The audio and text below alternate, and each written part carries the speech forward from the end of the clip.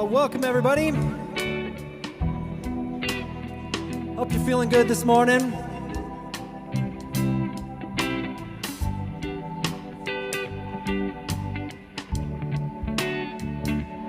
I invite you to just kind of start settling in, and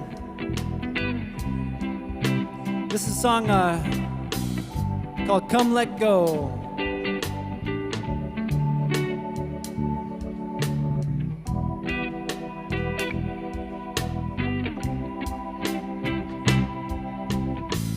Come, my sister, come slowly, come easy, my friend. Come, my friend. Come, my sister, come easy, come breezy. On me, you can depend. Come, my brother, put your hands up, take your heart out, let go. Come, let go. Come, my sister, can I hold you? Can I squeeze you? Let go. Come, let go.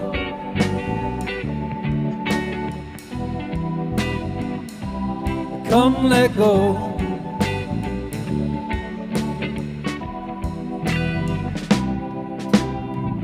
Come the winter, come summer, come autumn, come spring, do your thing. Come the river, come the mountain, come the ocean, come the trees, you will see. Come the wind, come the rain, come the tide in, come the tide out again. Come the wind, come the waves, come the tide in, come the tide out again.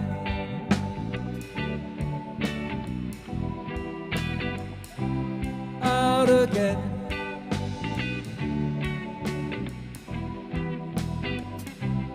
Out again.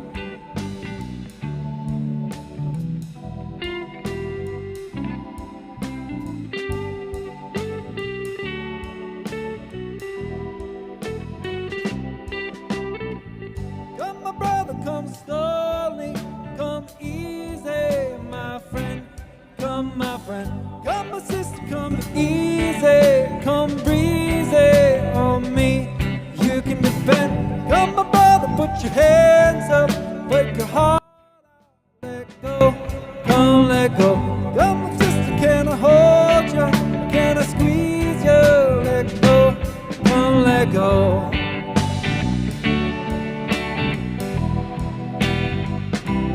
Come, let go.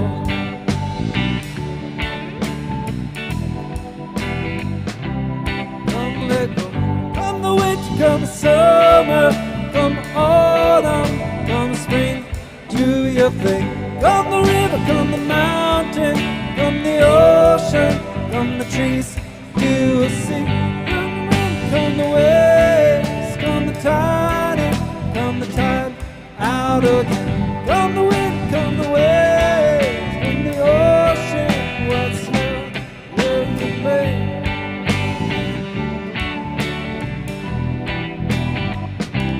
Out again.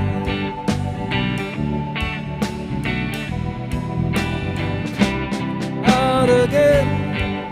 Ooh. Out again.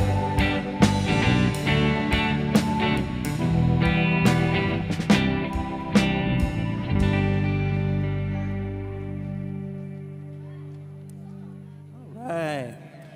Would you stand up, please?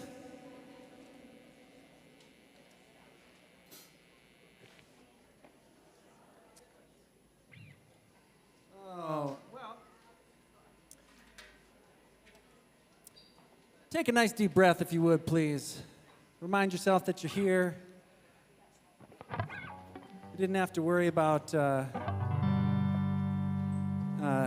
getting here safely, hopefully. And you can enjoy the warmth in the room, the warmth of the hearts. And this morning, I would encourage you to just let your body start settling. If you find that you need a little bit of support for yourself, you know, you can always do what you need. If you need to move around, if you need to put a hand on yourself. I like to put my hand on my chest or my belly, help me feel sort of grounded and settled. And I would encourage you to just look around you for just a moment and Notice the people. Notice the doors and the windows and spaces where many people have walked this morning, the aisles and you can imagine those footprints kind of covering the ground this morning. And let yourself just take a nice deep breath. And I'd encourage you to even let yourself just, as we start making some noise up here, let yourself just hum along with that. Maybe pick a note like that. And that kind of helps settle your nervous system a little bit.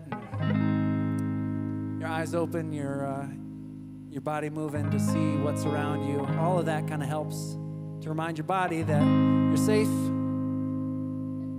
you're fully here. I hope that you know and hope that you feel it this morning that you, all of those messy parts, you're welcome.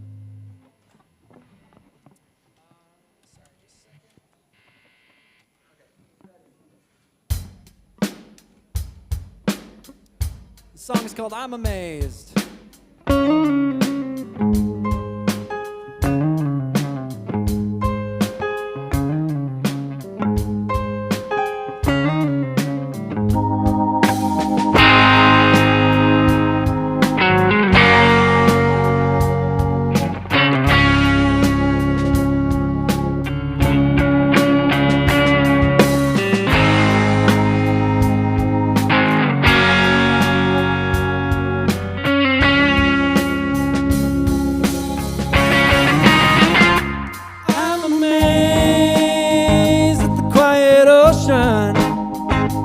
I'm amazed at your wrong devotion. I'm amazed at the people saying, well, I'm amazed by a divided nation, like the rhythm of the earth. I get disrupted.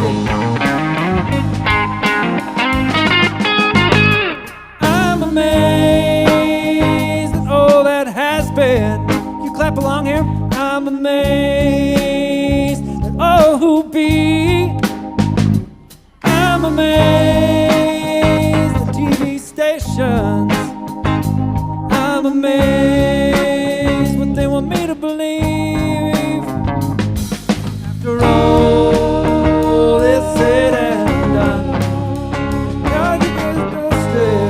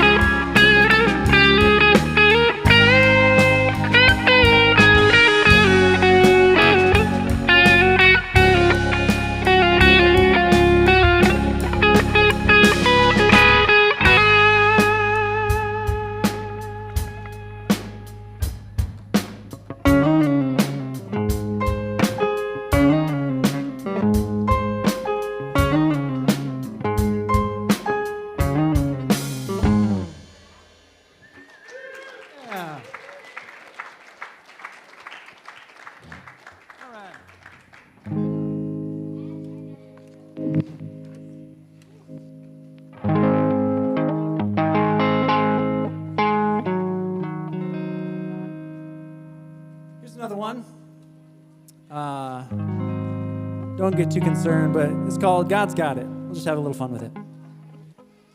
Well, well, well,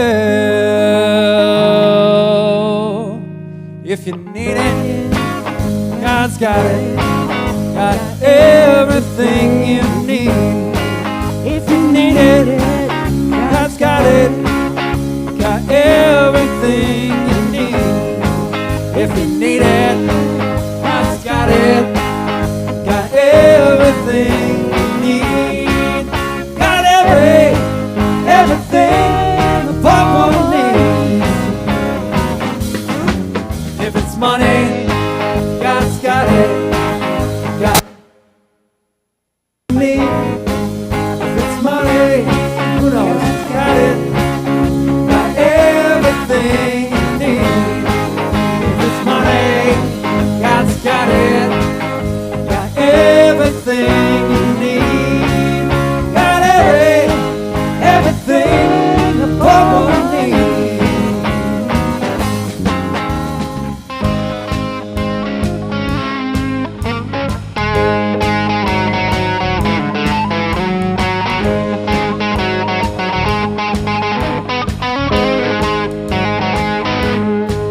If it's a friend, God's got it. Got everything you need. If it's a friend, God's got it.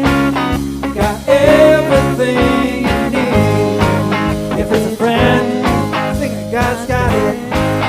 Got everything you need.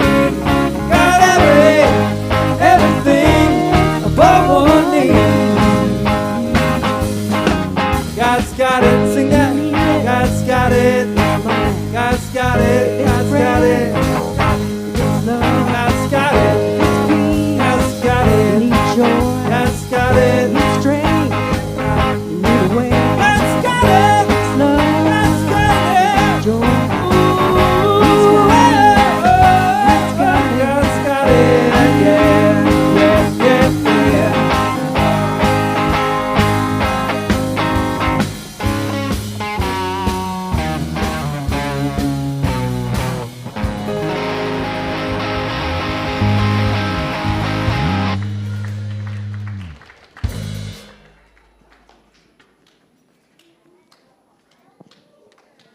Have a seat, please.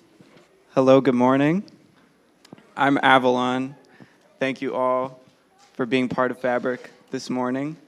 I want to emphasize that thanks goes beyond just the walls of this building and the hours of 10 to 12 p.m. on this Sunday this year. We feel and appreciate your presence wherever you exist, spatially or temporally. As we move along, please do so with kind regard to yourself.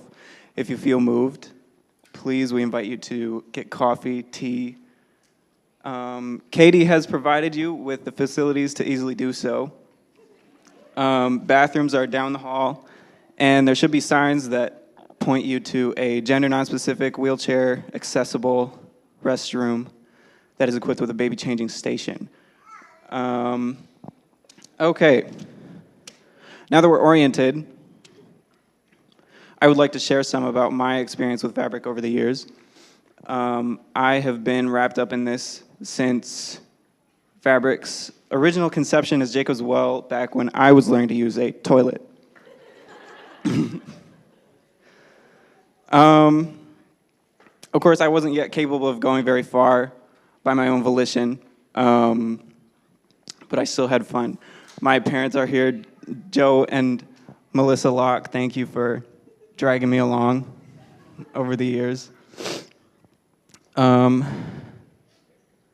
a younger person, Fabric provided me with a community of people similar in age to me who I really felt like I could be more of who I wanted to be and who I needed to be rather than who I thought that other people wanted me to be. And that was a very important thing for me because school didn't always feel like a place where I could do that safely. As you may be aware, there's a Boundary Waters trip coming up soon for the high schoolers.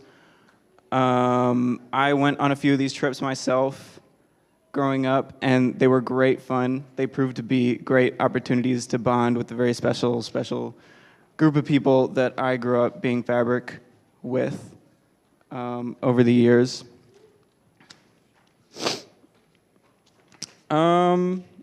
Unfortunately, these trips are not free, but fortunately, this does mean that we get to eat pancakes together next Sunday. And the high schoolers are accepting donations. There's more information on that on your Sunday paper, one of these. If you haven't grabbed one already, there's more at the table over there. My mom is handing them out over there.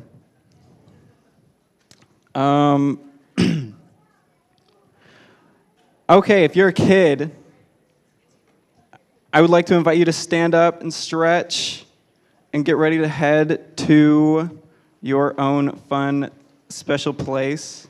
Maybe you know where to go. If you don't know where to go, I think Maya can help you at the kids' table figure that out and get a name tag.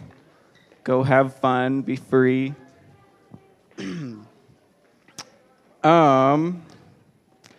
Okay. I would like to, Menti, this is Menti time. I would like to ask a couple very important questions to you all. There's a code right there or under your Sunday paper that you can find. Open up this website called Menti. You don't need to sign in or anything. The first question is, what do you like to put on your pancakes? I like to put whipped maple butter on mine. Or walnuts or blueberries recently have been my favorite toppings.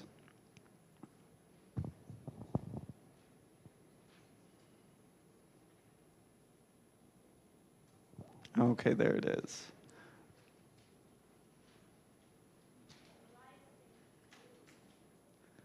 Live streamers, you can also take part in this if you would like.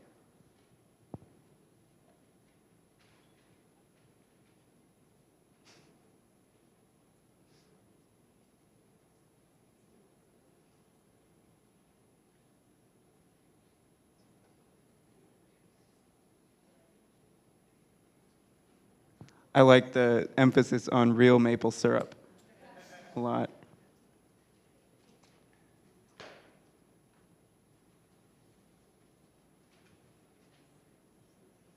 I don't think I've ever done applesauce before, though. That's a good one.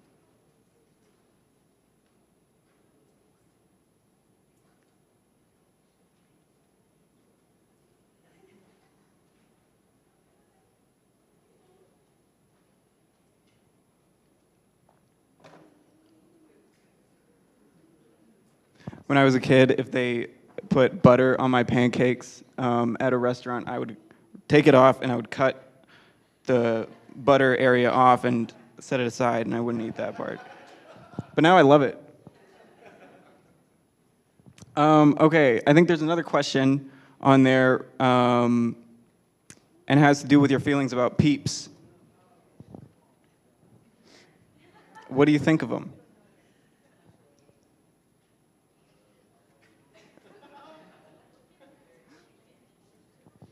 I think they're like chew toys, kind of.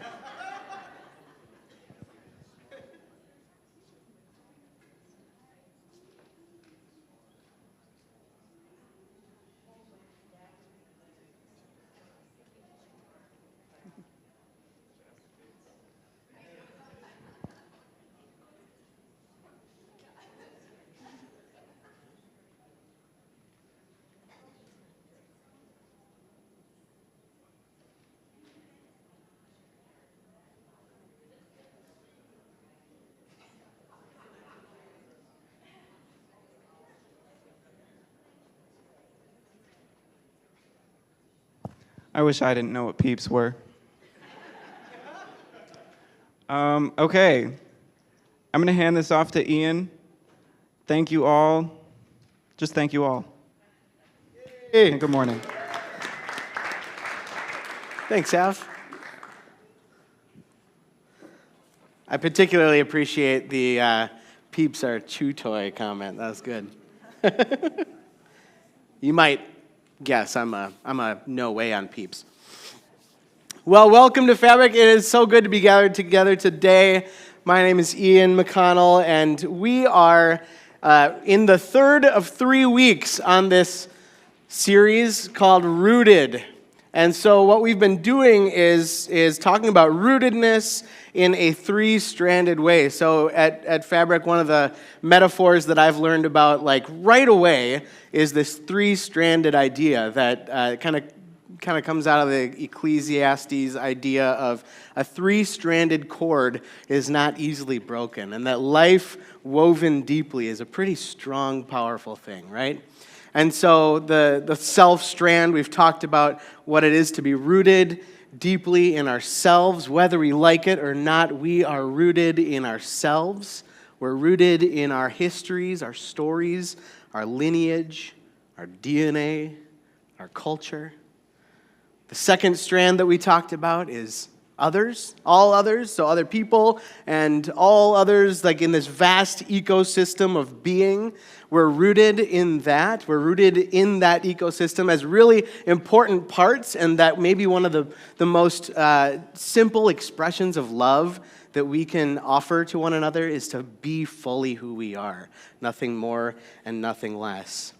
And what I've been finding in myself, at least, in the last 2 weeks, is the idea that, like, I can't, the deeper I go into myself and my knowledge about myself, and the deeper I get into others and my connections with community and with the earth and the environment, that I'm butting up against something bigger. That there seems to be something bigger when we're talking about being rooted in a three-stranded way. I keep having this question, like, I wonder if there's something bigger going on in all of this, bigger than myself. And so, whether we like it or not, we're rooted in ourselves, we're rooted in others, and whether we like it or not, we're rooted in the divine. A God that is just simultaneously so vast and mysterious and unknowable and unnameable, and yet also who is made known in the profoundly ordinary in our lives. Like the really minute stuff. Last week when we were talking about tree networks, aspen tree roots, and mycelial fungal networks that are underground, the wood wide web, I was sort of this is wild. Like there's such a balance and an order to things that we're just scratching the surface of our knowledge about, of how things are kind of work together. So there seems to be this sort of sinew between each one of us, kind of a sinew within like my head and my heart and my guts. There's something tying all of this together.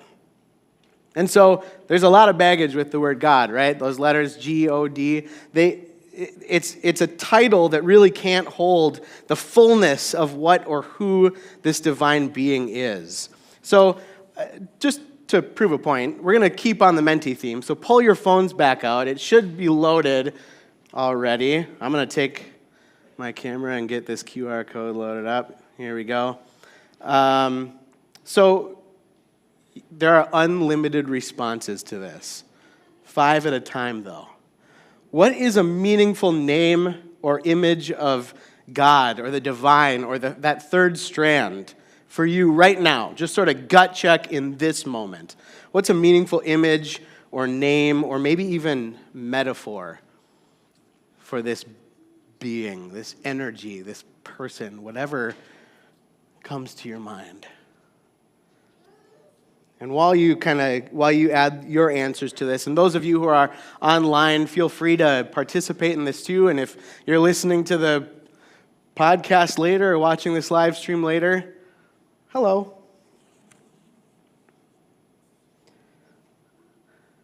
There's a lot of words up here. It's getting too small to read.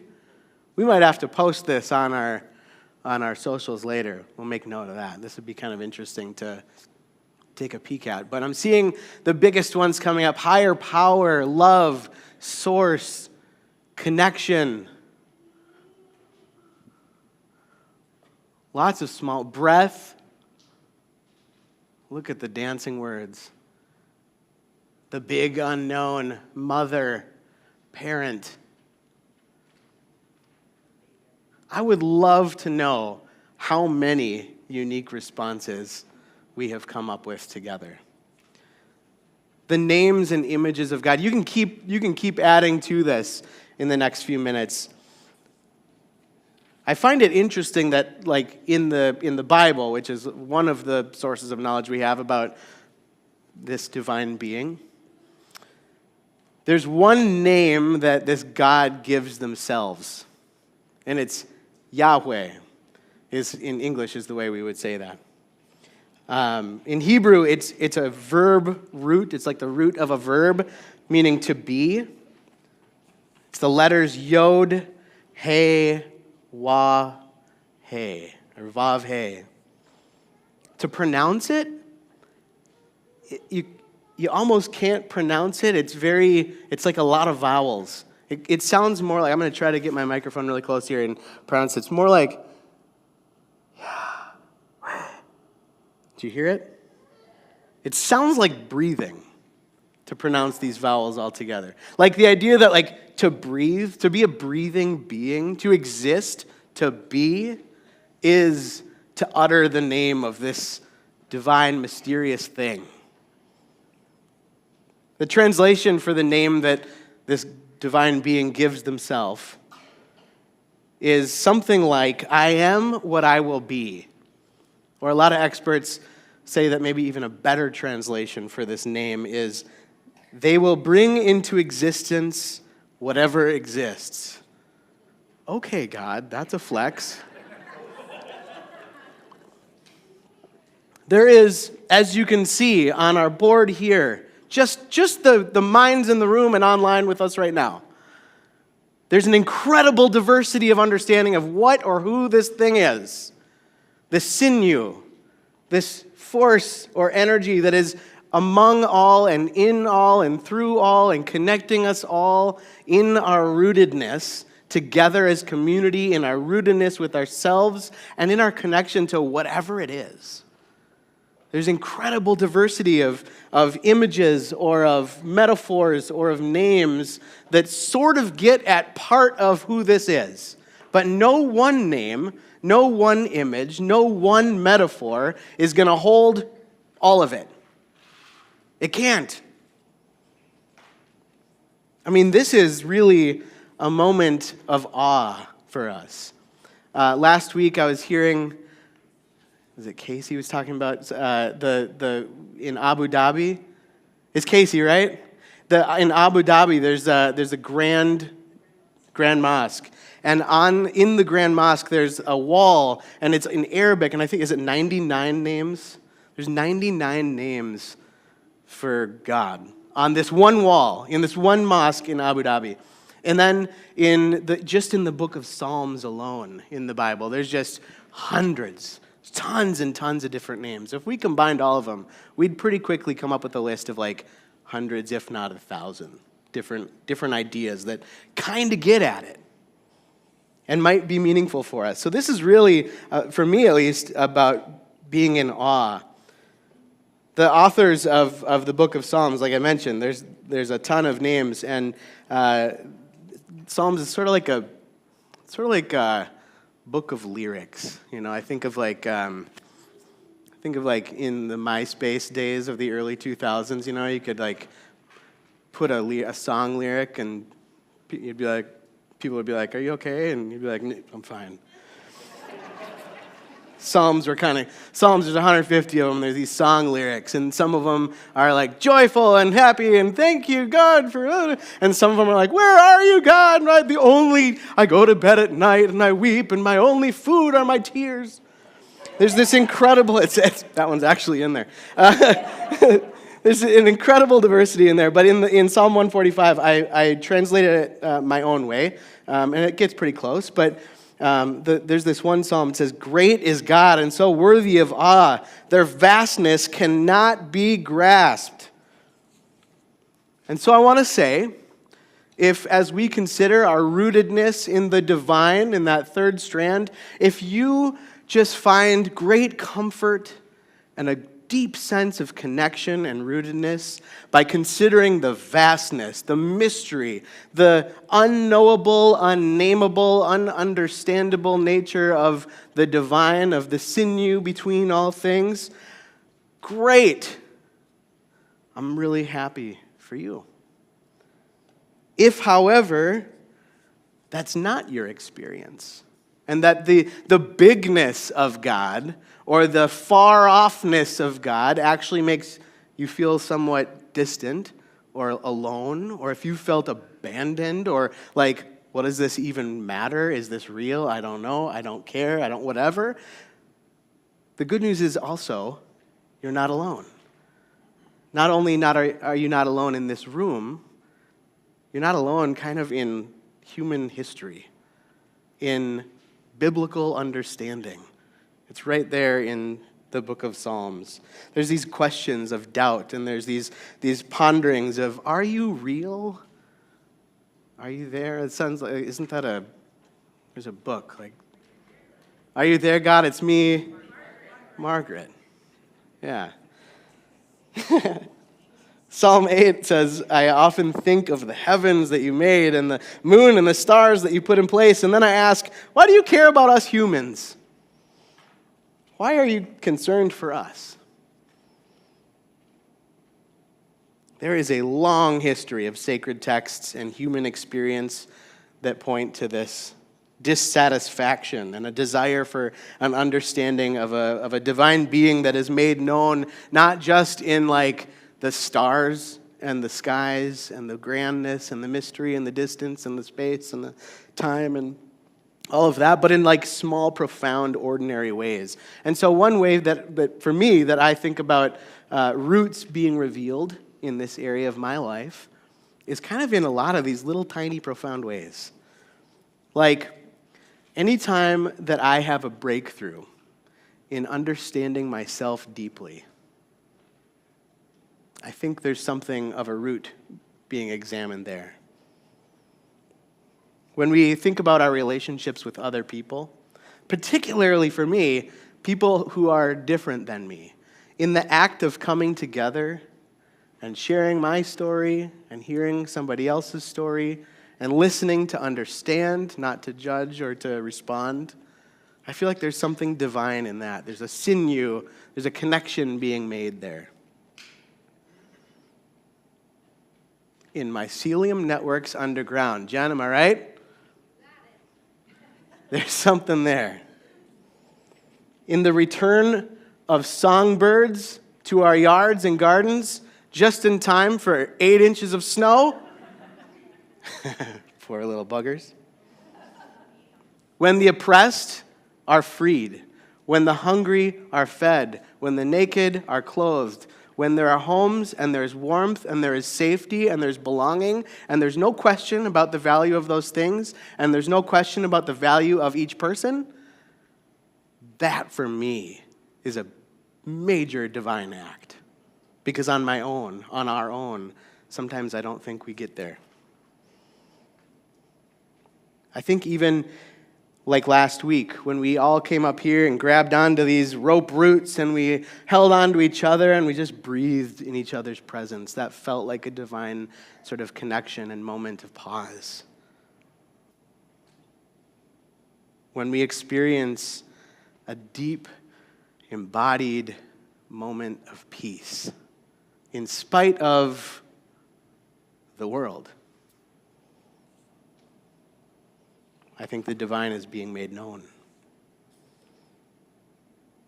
Desmond Tutu once said that the good news to the hungry person is bread. I think roots in the divine are revealed when needs are met. And I think there's a certain level of trust that goes into relying on our root systems, whether it's our roots in God, in the divine, in that third strand, or whether it's relying on our rootedness in community, or relying on our rootedness and knowledge of ourselves deeply, who we are. There's a level of trust that I think happens in there when we're looking for that sustenance and that grounding and that location.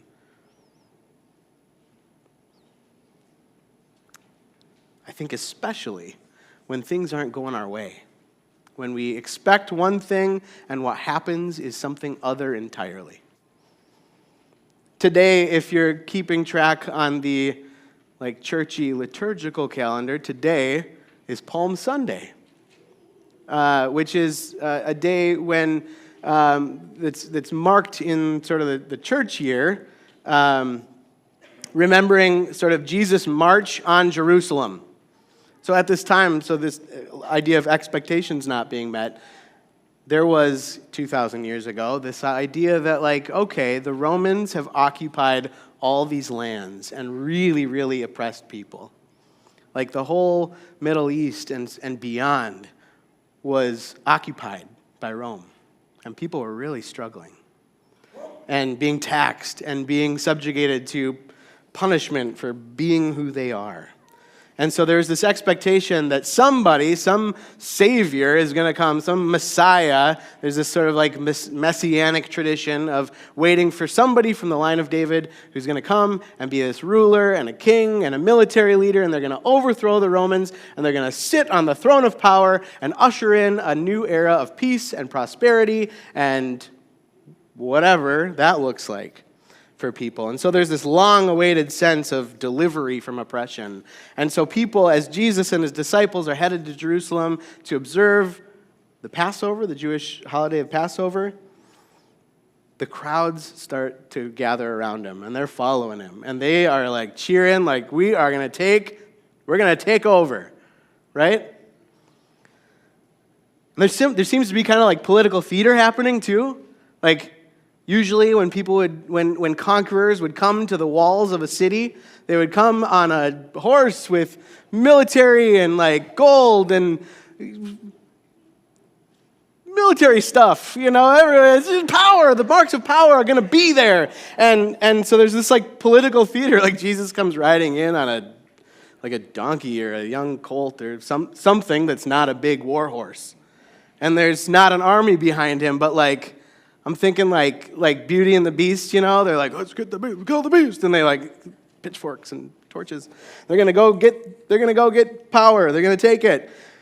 They thought that they were taking over, and that Jesus was gonna be this military and political leader and usher in peace and prosperity for all those people. And then when it doesn't happen, because it didn't. If you've read your history books or the Bible, it didn't happen like that. At all, it didn't happen. That wasn't the point. So, a few days later, Jesus is gathered, and there's probably some disappointment. We know that, one of his disciples, this guy named Judas, was, pretty PO'd. He was not a happy camper.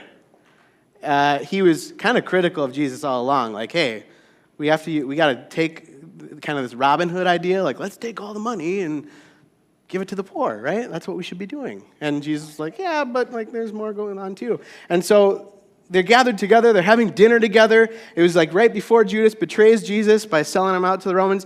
And I think this is an okay way to read this story.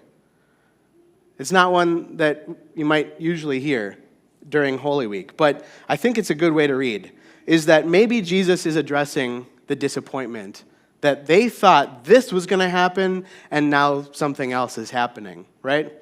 I think he might be sort of talking about this at their dinner, and he's saying, violently overthrowing oppressive regimes is one way that we could use our bodies, or probably even spill our blood. We could do that. But it's not how I'm going to use mine. And so I think what he's saying when they gather around the table and they're eating and they're drinking and they're having a good time and they're questioning what are we even doing here? I think he's saying, I'm going to show you a better way. There's the human inclination to just conquer and take over and do violence upon one another across boundaries of difference. But I'm going to show you, I think he's saying, how God will make themselves known. And I think it's through needs being met. I think it's through bread. I think it's through wine. I think it's through people coming together in community. Here we are. And they eat together and they drink together. And he says, every time that you eat and every time that you drink, remember that you are rooted in the divine. And that this third strand that we talk about is made known in needs being met, in thirst being quenched, in hunger being fed. I think that's true. And so, with that idea of finding our rootedness in the divine and recognizing the divine in seeing like the profound in the ordinary, today we are going to have bread and wine. We've got these many stations set up. I've been told this is on wheels. Hopefully this isn't disastrous. Here we go. So if you're online and if you want to grab something to eat and something to drink, you totally can. Eat it with somebody. Share conversation and stories, because I think there is something divine in the relationships of people coming together and eating and drinking and being merry. And so we are going to do the same. So the tables are all set. There are, at each table, there's these delicious breads from Turtle Bread Company and wine and juice and cups. And there are, this one right here has the most like allergy-friendly assortment. But there on every table, there are options for everybody, okay? And so we're going to just take some time. We're going to throw some music on. If you choose to come eat and drink, you are welcome to it, and just remember that you are rooted, whether we like it or not, in who you are, in the community that we're part of, in all of the earth, and that there's some kind of divine sinew tying all this together. And so, with that, I invite you to come up together and spend some time in conversation. Come on up.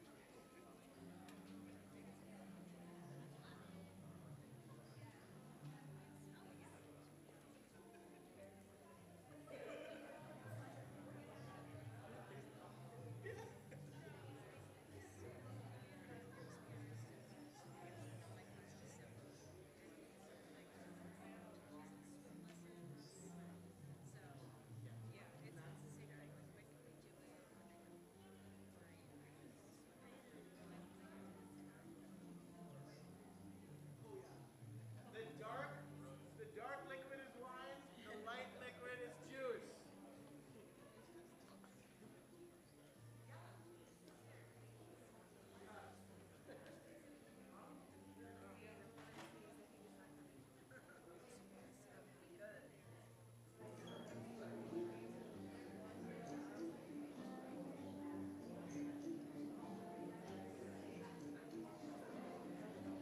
Hey, live streamers. Hoping you can hear me. This is Melissa at Field, and, you know, there's something to be said for in real life connections, and there's also something to be said for technology and the ability to connect from wherever we are. So sending in real life love your way, and I love the thought of all of you finding something delicious to eat or drink, and that's a way to be connected with us right now, and with this this sinew, this source, this all that is that goes by so many names, and even if you not sure what you think at all of that whole thing, eat some bread, drink, be nourished, because wherever our bodies are in this mode of giving and receiving, I think there might be something divine about that. So wherever you are, I hope you can take that in and feel kind of the buzz that we have here of just people being humans together, with all that that brings and all that that means, including that we just need basic things like food and we get to enjoy bread. I mean, think about bread. It's so simple, made of water and flour and time and heat, and we get to eat it, and it comes in all of these amazing forms that people have developed. And so I just hope you're finding versions of wonder to enjoy and share this morning. So love from here. I'm just going to work with Dan to make sure you can hear the buzz in the room and be part of it. Love y'all. Bye.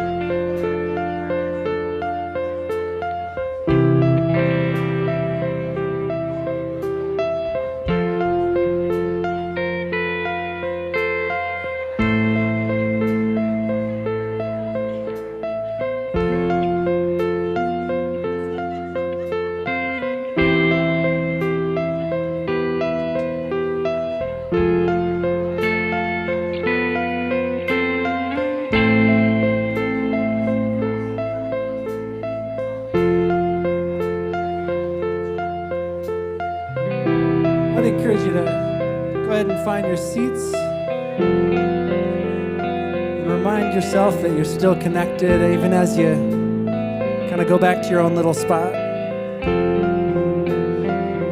And we'll sing a little bit together here.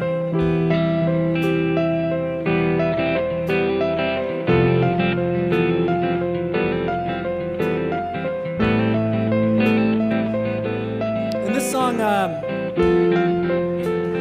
is called Open Up. And it does something that most of the songs that we end up singing don't usually do, which is just sort of like address God, address that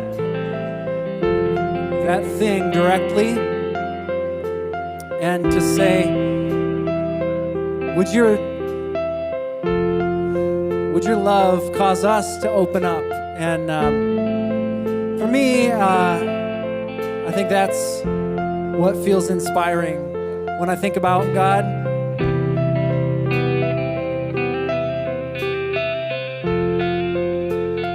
The process of being opened, being made more true and full.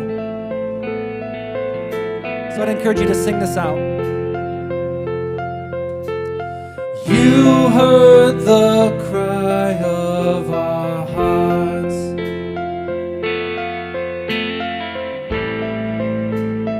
And you came down.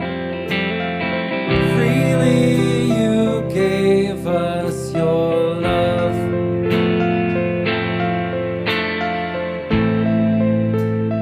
Showing us how. Make me an instrument of your peace. Where there is hatred, let me sow love. Where there is darkness, let me shine light. And may your love cause us to open up, cause us to open up our hearts. May your light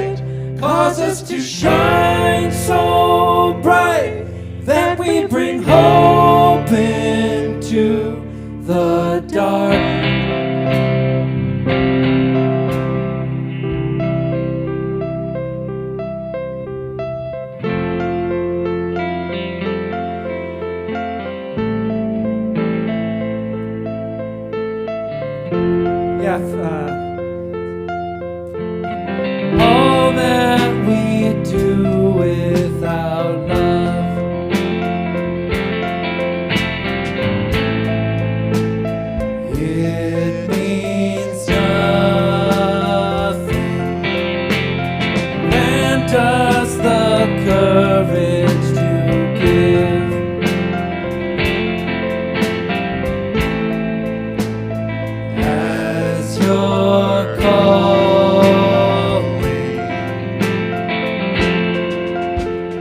Make me an instrument of your peace. Where there is hatred, let me sow love. Where there is darkness, let me shine light. And may your light cause us to open up, cause us to open up our hearts.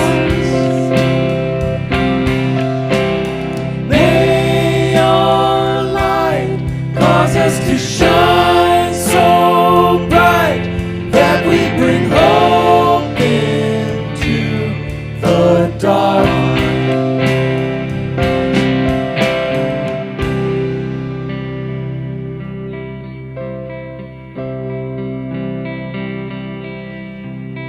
Hope for the hopeless, your love is. And strengthen our weakness. Strengthen our weakness, your love is. May we love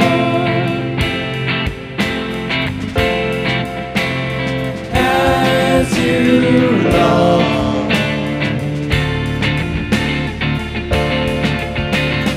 May we love as you love.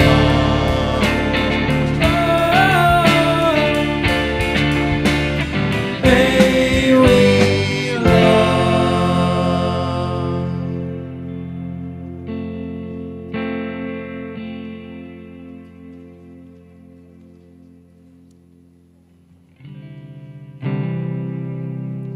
Well, I think many of you have already passed those little baskets, and just want to say thanks for that. And if they haven't gone by yet, you can figure that out and bring them down to the front when you get a chance. But as I think about the ways that we're connected, and being someone who gets the privilege of being on staff and seeing those cards each week and the ways that you share yourselves as part of this, that's an honor and a gift, and I'm thankful and in awe of that. We've got just a little bit more fun yet as we make our way out of here this morning into the winter wonderland. But I wonder if we could just, well, I guess whatever feels right for you. If you want to sit, you want to stand and sing this last song together. This is one I wrote called Awe and Wonder. Wrote it just for us to sing together. And I hope that posture of just, wow, would be a little bit infectious as we think about the ways that we're rooted in this third strand thing.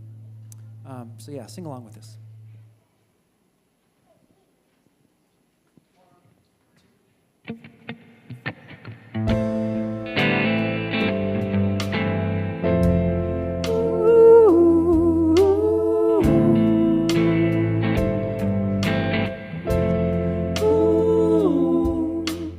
Here we are before the unspeakable, trying to name the unnameable, finding the many ways to say it all, finding them each far too small. Beauty or pain,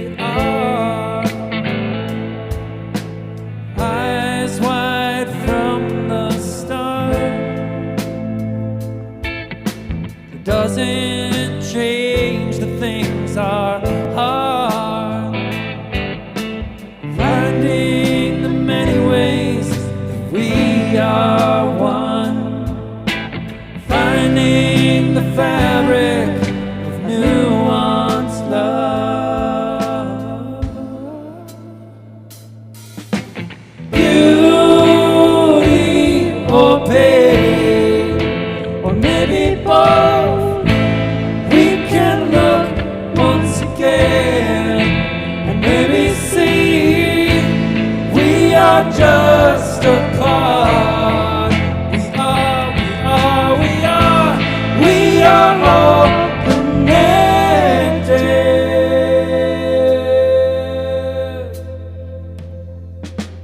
Awe and wonder, gifts to ponder. Awe and wonder, like a spell we're under when we breathe. Take the time, we can see.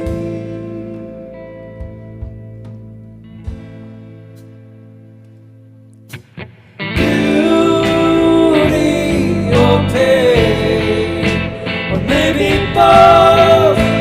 We can look once again and maybe see we are just a part. We are all connected. Beauty or pain, or maybe both. We can look once again, maybe see we are just a part. We are all connected.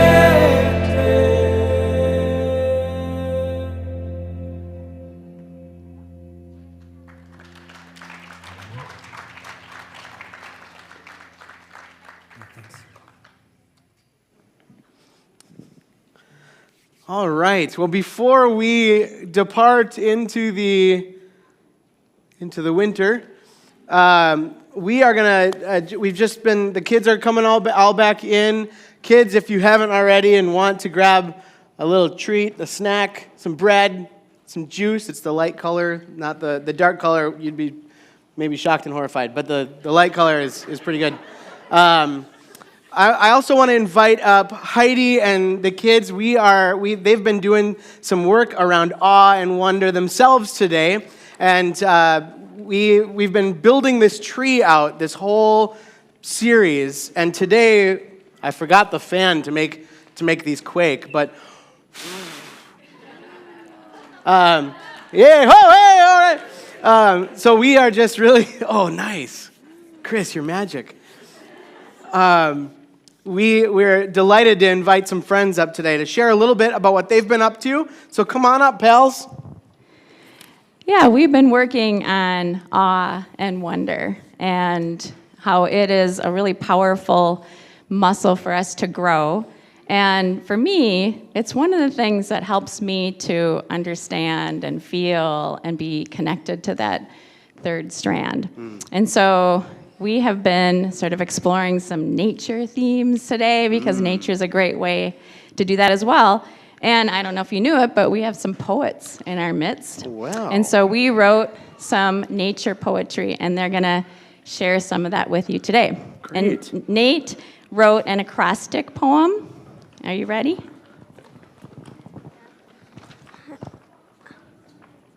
This poem is about a jellyfish. Jellyfish, a lag shack, glamp, luminous, yellow, fantastic, interesting, shiny, handsome. Yeah. Good job. Nice job. What is your poem about? Koalas.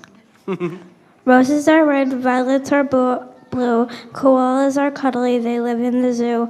They are mammals, so furry, gray too. Koalas so nice and cool too. Nice. Yay. Waterfalls. Peaceful, babbling, beautiful waterfall. It is the most magical thing of them all. The air, the rock, the trees, it all makes me feel free. Beautiful. Wonderful. Well, next week, come back. Yeah. We Next got some week's a stuff big day. planned. Yep. Yeah, we're gonna. So the next week is Easter. Our theme is buried, and then following that, now we've talked about rootedness. Following Easter, we're gonna go into a series called Unearthed. So as we till the ground, what comes up? Yeah, that sounds good. Come early for pancakes. They're gonna be delicious. Yeah. I might flip a couple of them. Sweet. Yeah. And to whet your appetite for next week, take a look. I'm gonna play the video.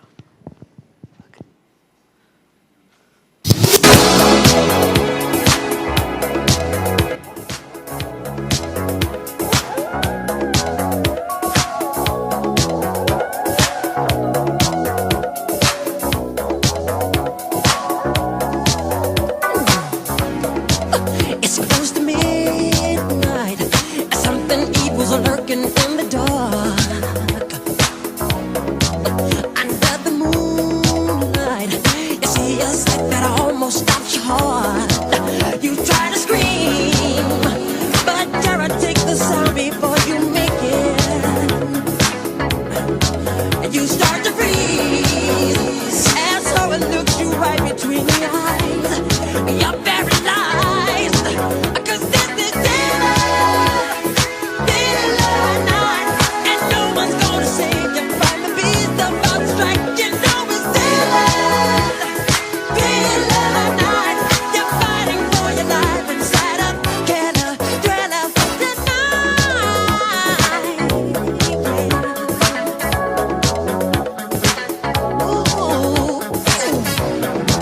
You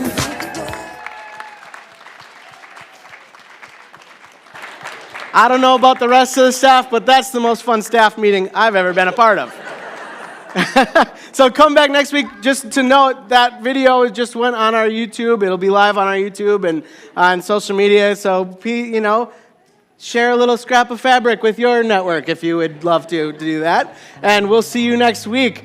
Go out into the snow. Be in awe and wonder. Weave good fabric in the world. Thanks for being here. Well, if you need it, God's got it. Got everything you need. If you need it, God's got it. Got everything you need.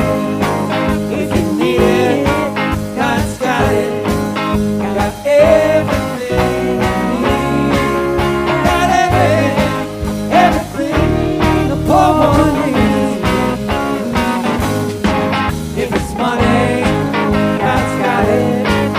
Got everything you need. If it's money, God's got it. Got everything you need. If it's money, God's got it. Got everything you need. Got everything a poor one needs.